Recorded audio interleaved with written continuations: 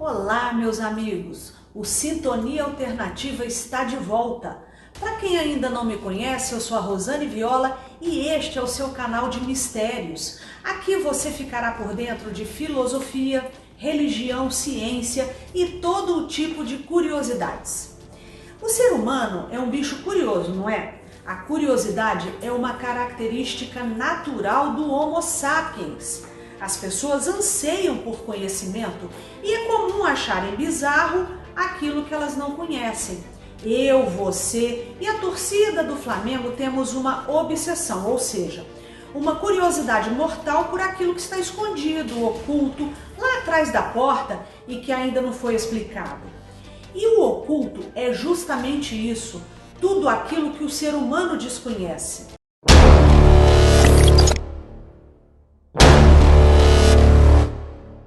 O interessante é que desde o seu início a humanidade tem escondido coisas e tem aprimorado suas técnicas. O homem moderno possui um enorme talento e habilidade de sobra para esconder coisas, desde pequenos fatos, como as crianças, por exemplo, que escondem furtos inocentes, até situações comprometedoras, como no caso de uma infidelidade. O termo latim ocultus significa escondido, secreto e por isso acabou relacionado com o sobrenatural.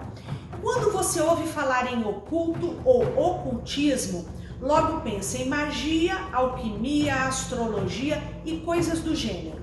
Enfim, aquilo que a nossa mente não consegue compreender, interpretar ou melhor, decifrar, acaba nos deixando malucos, assim como o Neo em Matrix.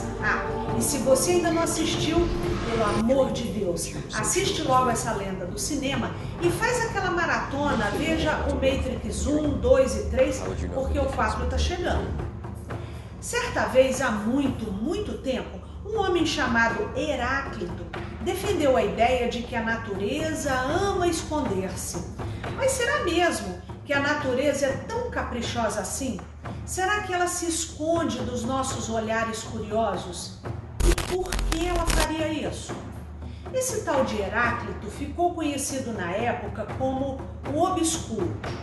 Os filósofos pré-socráticos, como Heráclito de Éfeso, fazem parte do primeiro período da filosofia grega. Eles desenvolveram as suas teorias no período que vai do século 7 ao século 5 a.C.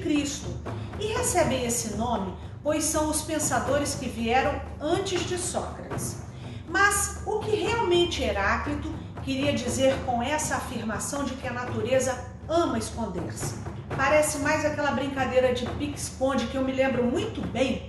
Eu brincava com meus colegas quando eu era criança, lá no subúrbio do Rio de Janeiro. Não é mesmo, Cleomal? Bom, será mesmo que a natureza se esconde ou é o ser humano que não consegue vê-la? Uma frase parecida com a de Heráclito é atribuída ao mais que famoso físico Albert Einstein. Ele disse o seguinte: a natureza esconde seu segredo porque é sublime, não por astúcia. E existem na história humana grandes nomes que dedicaram sua vida a desvendar os mistérios da natureza caprichosa. Mas agora, bora pro vídeo?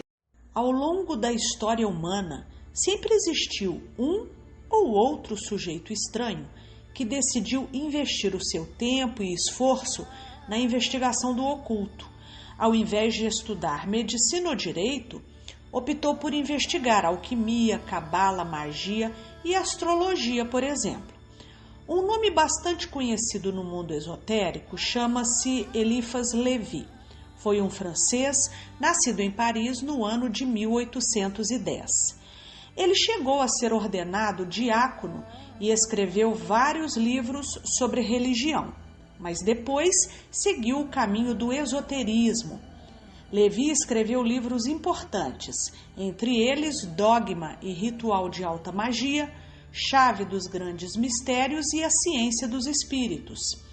Eliphas Lévy sofreu forte influência dos Vedas, as escrituras sagradas do hinduísmo, e também das religiões de povos antigos, como os egípcios e os assírios.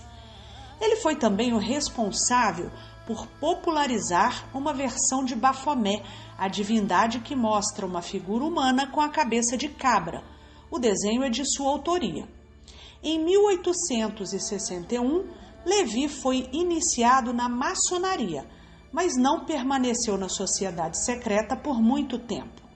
Considerado por muitos como o maior ocultista do século XIX, Eliphas Levi morreu em 1875. Exatamente neste mesmo ano, na Inglaterra, nascia um dos mais polêmicos ocultistas da Europa. Em berço de ouro, nasceu o futuro mago Aleister Crowley. Quando jovem, ele estudou filosofia na Universidade de Cambridge e, aos 23 anos, interessou-se pelo ocultismo ao tornar-se membro da Ordem Hermética da Aurora Dourada, uma organização secreta inglesa. Em 1904, Crowley fundou sua própria seita conhecida como Telema.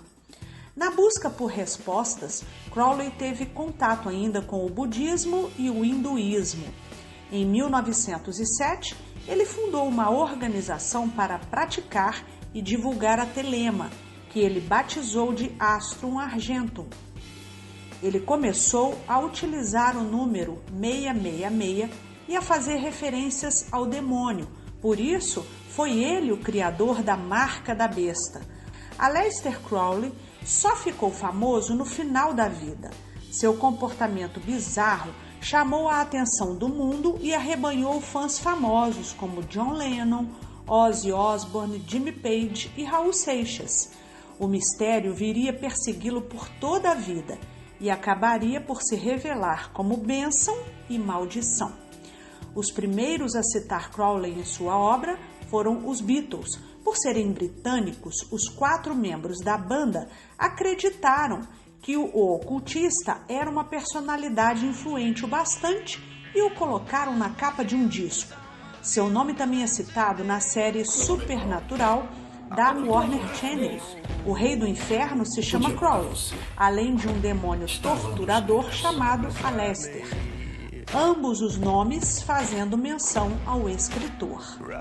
Outro ocultista que merece destaque é um médico espanhol conhecido como Papus, que deixou 160 livros, almanaques, revistas e artigos, uma impressionante produção literária que lhe rendeu o apelido de Balzac do Oculto. Em 1886, Papus fundou a Ordem Martinista, baseada na tradição cristã e judaica.